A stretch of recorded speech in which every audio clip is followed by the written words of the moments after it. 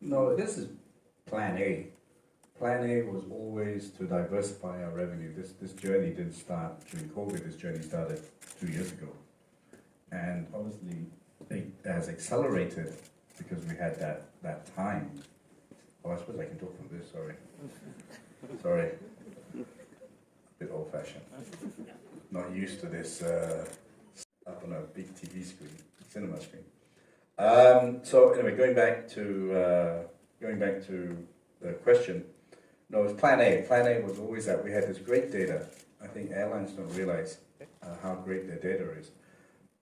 But the second point of our data is that it's ASEAN. I think one thing missing from the presentation is that our aim is to be an ASEAN super app, where BigPay said very clearly they're going to be an ASEAN digital bank. Big Rewards is very ASEAN. Teleport is really focused on its delivery to be super fast and super efficient within ASEAN. Of course, within Asia as well, but our strength is in ASEAN. So it is not Plan B, but obviously we've accelerated this Plan A in this post-COVID world, but we think aviation will definitely come back. We can see from our domestic flights, I just had friends texting me saying, well, all your flights are full. And we just have to wait for the borders to be open. We hope that will be imminent. I think two things that are moving in our favor. One is the vaccine, and two, which is not written about enough, is that people are recovering very fast. The death rates have dropped dramatically, and many people just get the cold. We obviously get a lot of information from India, and even older people. Some of our parents of our staff have recovered very quickly, and they're much older. So air travel is not about getting out of aviation. It's very much about the aviation complements what we're doing. But Airasia Digital can also run on its own without aviation. So it's a fantastic scenario that we're in right now. Second, flight to nowhere. We got to look at it, I suppose. But with Airasia, you can fly to somewhere. Mm-hmm. So I don't really think you want to go to Langkawi, you can go to Langkawi. I don't know whether people want to do air tours around KL, maybe. But right now we believe if you want to go for a flight, go and book a flight, buy our unlimited very soon, and fly somewhere, not anywhere. But if there's a demand and people just want to get on a plane and look out the window, if you're not in the window seat, then you have a problem. But there's a revenue opportunity there. We will charge more for the window seats if we do those flights. But at the moment, I'm not a big believer in it because I think in Singapore you can't fly anywhere. So that's why probably you have to do a flight to nowhere. But in Malaysia you can fly to a lot of places. So if you want to fly, book a flight now on airasia.com. Okay, thank you. And so we can't second guess the valuation, but we'll just continue telling the story. I think we have a far better story than some of the companies that are being mentioned, and a far better future, and a far less cash burn, because me and Din started this airline with 1 ringgit, right? So our DNA is all about cash and building. You can ask any of the guys here. So, yep, that's up to the market to decide whether they think we can deliver and what value they think we have, and time will tell. I think we've delivered an airline before.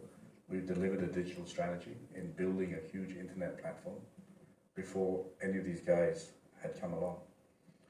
Your second part is, yep, we can separate it out.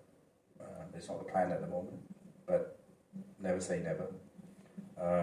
But that doesn't preclude taking in investment from anyone to help us speed up. But we're not here to raise billions and billions and spend it all. We don't think what we have, because of our data, requires huge amounts of capital. And it's proven in BigPay. BigPay has built a bank, really, for a very little amount of money. And most of that money was spent in interchange fee. So our roots are all about spending less and making money. And so you know, and we don't need that massive amount of capital to acquire customers. We have customers who are coming to us every day, right? And with big pay and big rewards and all these things, people will open up the airasia.com app much more often than just when they want to buy a flight. And that's the whole logic. In terms of running through walls, I mean, they're all going to get stock options, but I don't think they're driven, you know, we built an airline. Not everyone was an entrepreneur in the airline, just me and Din, right? And we didn't do everything ourselves. So I think we have an amazing culture, you know, and we have 24,000 staff. We never had a union in that time. So I think, again, I see a lot of these digital companies, staff turnover is high. My downside is, you know, they're all offered jobs now by these digital companies every day. A few of them on this stage have been offered a job. But, you know, I think they like me and did for the moment. And so, and they enjoy what they're building. It's painful working with us as well. I mean, Navin and his team probably want to stab me many times a day. I definitely want to stab them. So, you know, but that is the energy in AirAsia. We have a lot of really kind of passionate people who want to get things done. You know, Catherine, I don't know why you're not up here, but grab a chair, Catherine and Lalita. Can you get 2 extra chairs, or are we limited by our spend? Do we have 2 more chairs available? We do. We're not so stingy. So Catherine was my executive assistant, and you know, got bored working for me. So wanted to go and do something else, and she and her team have built an incredible brand. They're not shareholders yet, but and I don't think they were driven by being shareholders, to be honest. They were driven by doing something and building something that, you know, whatever happens to me and Dan, no one can take it away from us that we built a great airline. And no one can take it away from Catherine or Irene or Navin or Karen or Spencer or Pete that they're building great products. So money comes, but you can't buy passion and dedication to make things happen. Why don't you come up here and Lalita? Is that one chair? We're getting the other chair. Okay. Yes. Sit on Kamarin's lap for the moment. Okay. Okay. Okay, and we actually Near the science of Gojek or any of these guys, but again, AirAsia is not about being dominant in one country. It's about providing an ASEAN product, and that's the market we want to serve. So we will serve that ASEAN market for Indonesian exporters who want to sell their product to the 700 million people in ASEAN. We will serve that market for Indonesians who want to buy ASEAN products. And we will build a unique, we're not going to announce it today, but we'll build a uniqueness that will be different from the big players in Indonesia. But the number one is, all those brands you mentioned are generally just based in Indonesia, but we're giving a much larger experience. And in the same way, AirAsia has created a great market for Indonesia, mostly in international flights. And we're far smaller than Lion Air. We will do the same. Okay, thank you. And just to add, I don't believe we're there to compete. I believe we're there to complement. Okay. Just in the same way, of course, airlines always see us as competitors, but we complemented the full service airlines. We created a new market that just wasn't there. Only a few people could fly. Now everyone can fly. And so in the same way, we'll complement the market. Okay, thank you. So the Jakarta Singapore Airlines are mass to Grab and Gojek. exciting times. At least they're different colors. Green. We're still red. So, yeah, for sure. In the same way AirAsia raised capital, me and Din, our first capital was raised with private equity money. Our second capital raise was a IPO. We will do the same. Exactly the same.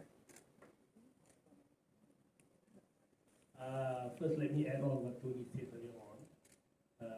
We started this digital. We never knew there's COVID coming, right? So it's always been the progression of AirAsia to start up its own digital arm. That's why you can see 2 years back, 2018, we had a conference among the staff and called Digital 3.0, is it? Yeah. So we've gone into Digital 3.0. We may not have the entity that we have today, but we have started that initial journey. And it's a normal course of the business. The initial business entity was set up to complement. And then as we grew the company, you see a lot more entities who add on. Because it just, because of the COVID, it actually accelerated some of the entities that we wanted to set up in that progression. Anyway, I think all the entities within the Airasia Digital, some of it may be more mature than the others, but all the entities that we've seen has huge potential, especially now with the COVID. The acceptability of digitalization is more than before. So people readily accept the fact that you don't have to go to a grocery store, you can dial in or you can just zoom in and then get your orders delivered to the house. So lifestyle has changed. And as you know, we started with aviation, but it's always been a lifestyle group of companies. We've got into great things that people were wondering what were we doing when we sponsored Manchester United, when we're doing all those stuff. But actually we're building a lifestyle that not many people can afford, but today a lot of people will be able to afford those kind of lifestyle. So if you ask me, sorry, long answer to a short question, ask me whether there's potential. I think there's huge potential. Unfortunately, AirAsia alone is only being covered by aviation analysts. So a lot of focus has only been aviation. So you look at a lot of issues on fuel, on foreign exchange and whatever not. But this huge part, which is 100% owned by AirAsia, has a lot of potential that has not been factored in. So if you look at it, I believe there's a lot of potential in AirAsia as a group. Whether we demerge it, whether whatever we do it, as it stands right now, it's still 100% owned by AirAsia and offers a lot of potential and prospect. Some of it may be earlier on than the others, as some of the companies we started earlier on and have somewhat matured and ready for the next phase. Thank I hope you. I answered your question. Thank you, Dr. Din. We have another question from Abdul. Clarity between airline, when me and Din started 19 years ago, and this digital journey is uncanny. When you look at Shopee's results, some of the other digital companies. So all of these companies, bar Big Pay, are making money. And Big Pay is only because of the interchange fee, which we're discussing with the regulators. So, you know, we're making money now. And I hope to continue to do that and grow that. What will I think all our destinations will still be in operation. The frequency may not be as great initially. We don't know what a post-COVID world is going to look like. But if you look at domestic, that's a great snapshot, right? We're launching a new route next week. Not many airlines are launching new routes. Thailand has launched 2 new routes, and we're launching Kuching, Langkawi very soon. We're doing many more interior routes in East Malaysia, and the demand is there. So I think from an AirAsia standpoint, I can only talk from an AirAsia standpoint, I think business travel, intercontinental travel, first class travel is going to take longer to rebound. But short haul travel has proven already with our domestic, both Thailand and Malaysia, we're about 70% load factor already. And we keep adding capacity. Thailand's about 80% of pre-COVID, and Malaysia's about 60% pre-COVID. And so that's my only yardstick. But I think extending that to Thailand, so Malaysians flying to Phuket, to southern China, eventually to Indonesia and Philippines, will come back much faster than the others. So on your map, I think we'll have the same number of destinations. Frequency may be a little bit less for a while, but profitability will be up because there's a lot less capacity in the market. And I think I answered. Did I answer all your questions? Yeah. To what Sir said, I think aviation will still be there.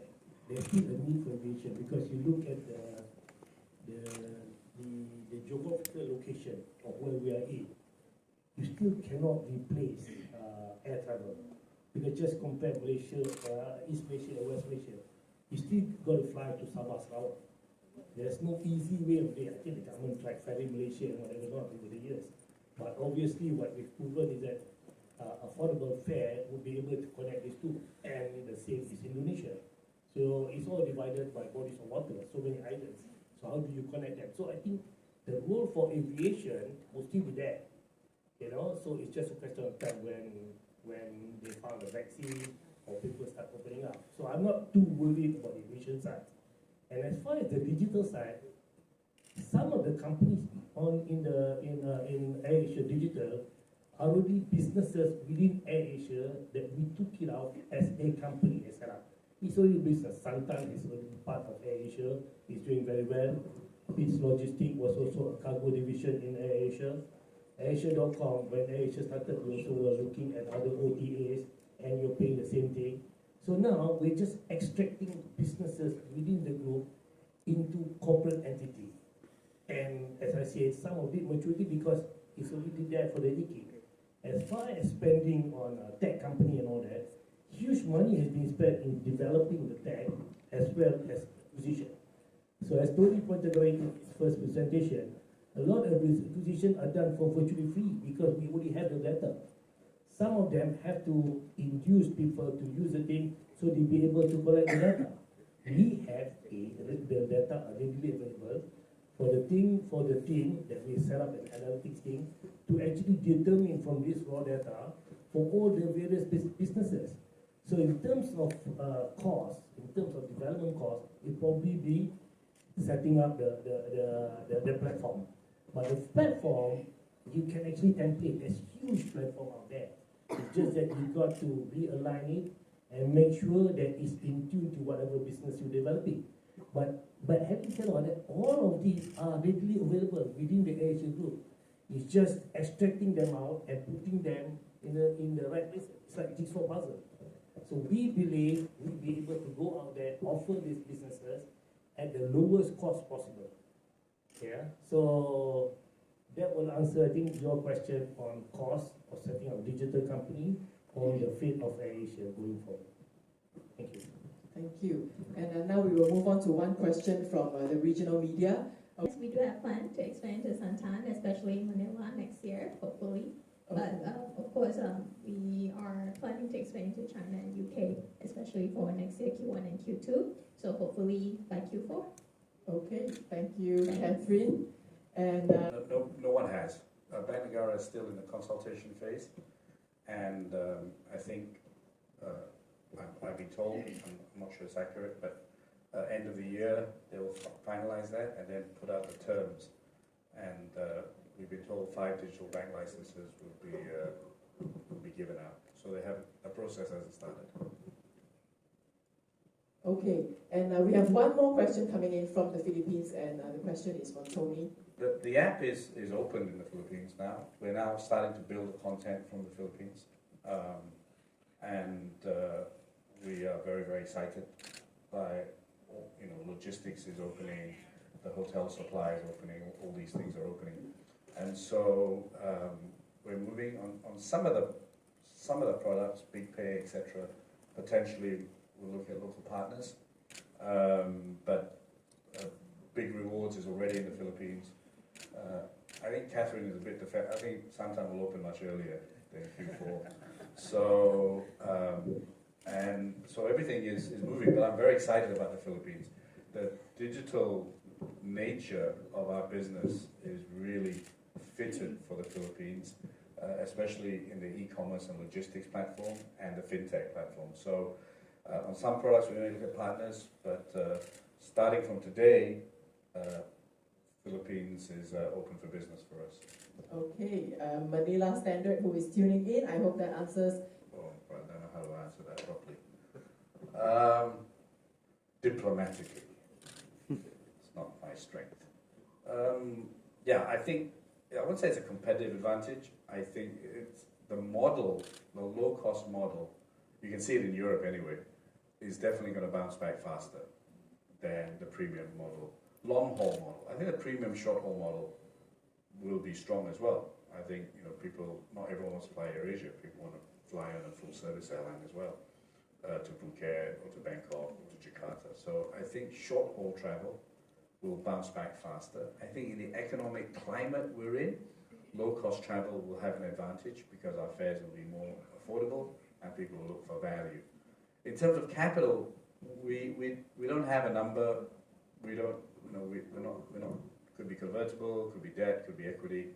We're just starting that process. Our head of strategy and Irene are running that process, but we don't need a lot. I mean, we built this all on our own capital so far, just like we built Airasia on our own capital. So we will see. We have some debt capital coming in. Actually, I just remembered that has been secured for a part of the group, Teleport and Santan, our farm, and that will be announced soon. And then Irene is looking at convertibles and equity. Okay, thank you. And we have Pass it on to Pete. When we say new cargo, we mean new ways of using us to get your cargo shipped. So right now, many people use many intermediaries. The platform Pete is building is that you can buy our cargo directly from us, direct space from us. It's exactly like AirAsia, where there were a lot of travel agents in between and intermediaries. Airasia.com came along and you could buy a ticket directly from us. We're doing the same for cargo.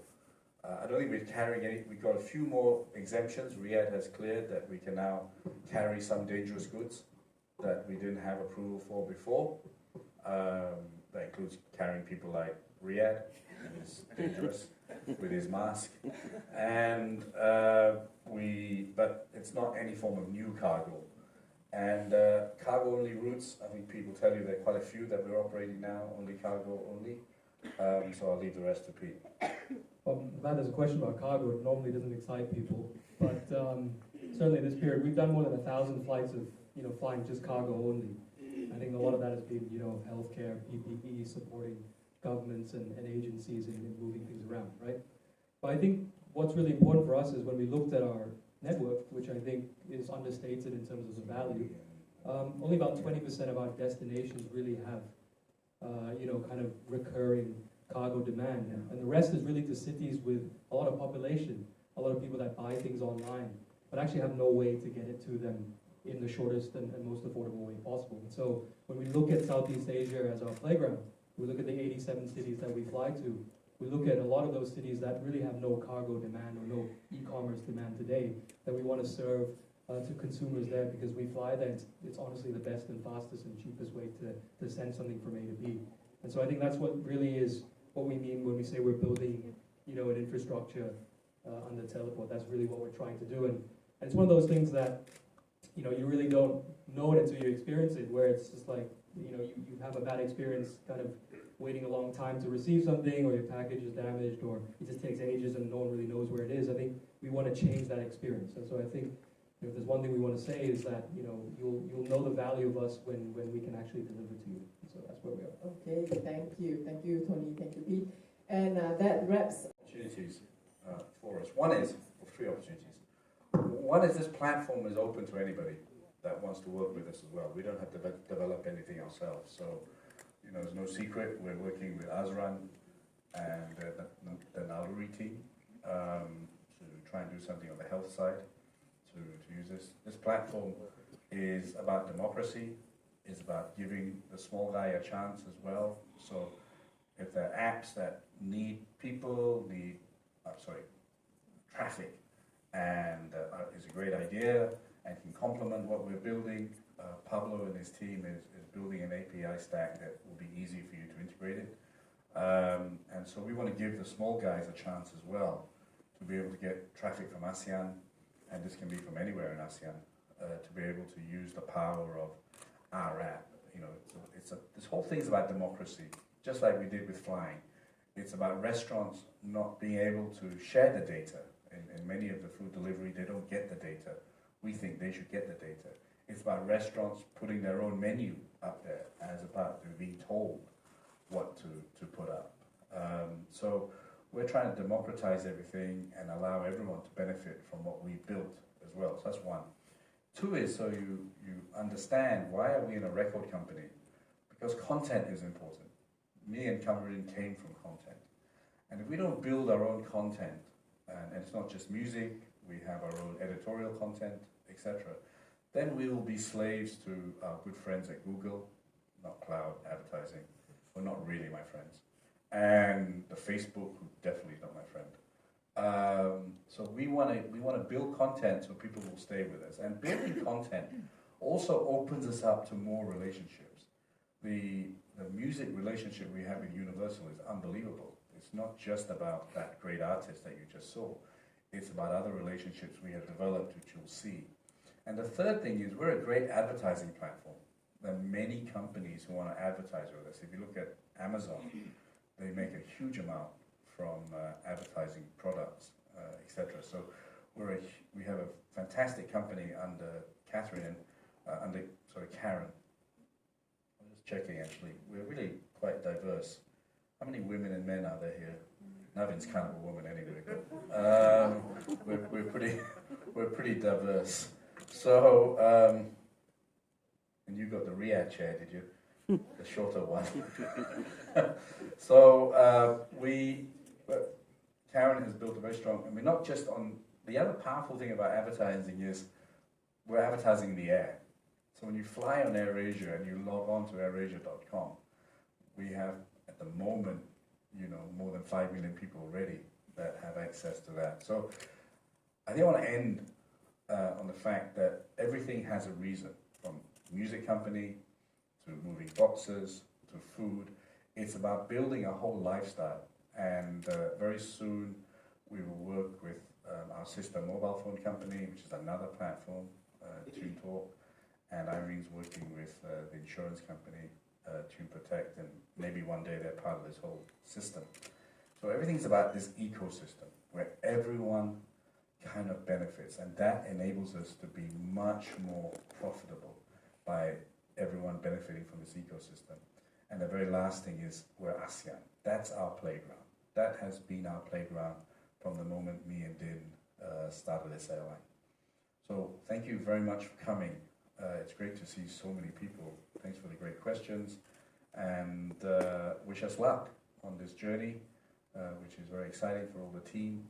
And please download Passcode onto your or Juke's playlist. It's a great song. It's really gathering momentum, and it'd be great to have a worldwide hit. I mean, it's unbelievable that our artist is on Def Jam, probably the most iconic label in America, has decided to release Janine and Polydor in Europe.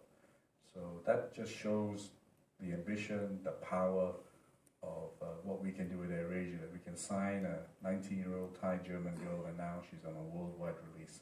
It's streaming really high in Japan. Just got a report this morning. So thanks a lot. So Santan, listen only to one song and only use our cargo company going forward. Thank you very much.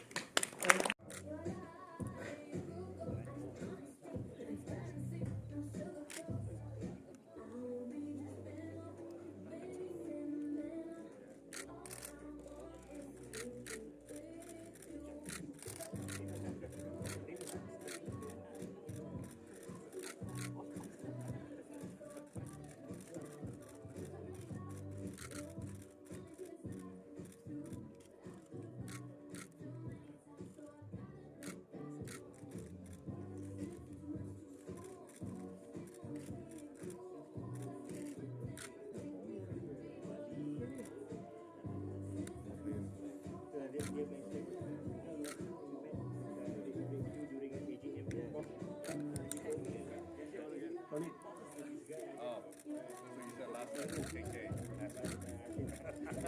okay.